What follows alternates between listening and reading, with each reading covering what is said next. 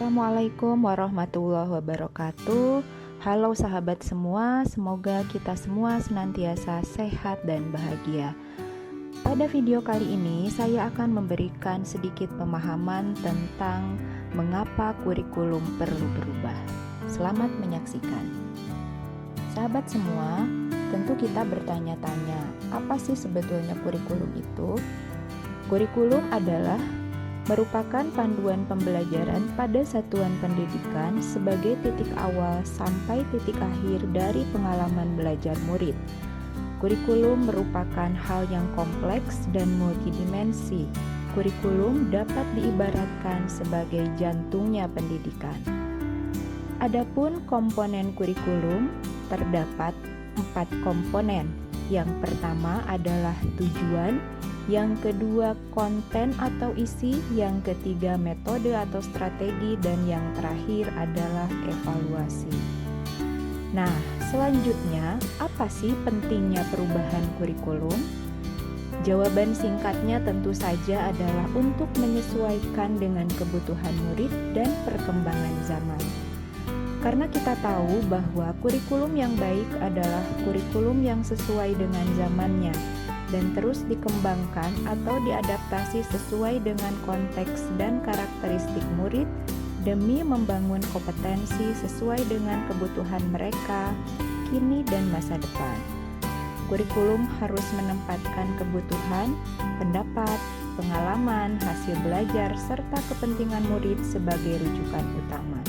Intinya adalah kurikulum dirancang untuk murid agar dapat mewujudkan seluruh kompetensi yang diharapkan. Nah, bagaimana cara mewujudkannya? Tentu saja semua pihak harus berkolaborasi maksimal untuk mewujudkan perubahan ini, yaitu misalnya guru harus terus belajar memfasilitasi pembelajaran yang sesuai dengan kebutuhan belajar murid. Orang tua harus terus memahami perkembangan dan kebutuhan murid, serta pemerintah daerah atau pusat, begitupun stakeholder pendidikan pada umumnya, harus terus mengikuti perkembangan dan kebutuhan murid, serta membuat kebijakan pendidikan yang berpihak kepada murid dan guru. Nah, pertanyaan selanjutnya, jadi dapatkah kurikulum berubah? Tentu saja jawabannya ya. Kurikulum sebagai pusat pengembangan pembelajaran harus bersifat fleksibel dan dinamis. Artinya, dapat diubah sesuai perubahan dan perkembangan budaya atau ilmu pengetahuan dan teknologi yang diadaptasi dengan lingkungan geografisnya. Adapun karakteristik kurikulum merdeka yang harus kita tahu, setidaknya ada 3 ciri. Yang pertama adalah pembelajaran berbasis proyek.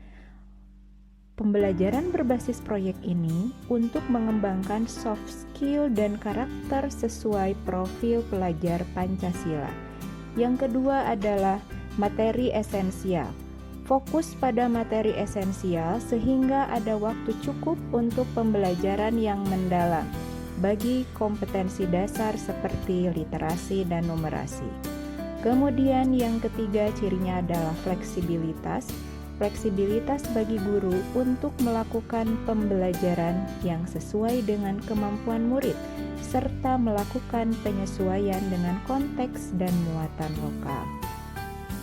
Teringat dari kutipan Ki Hajar Dewantara yang menyatakan bahwa pendidikan menuntun segala kekuatan kodrat yang ada pada anak-anak agar mereka dapat mencapai keselamatan dan kebahagiaan yang setinggi-tingginya baik sebagai manusia maupun sebagai anggota masyarakat.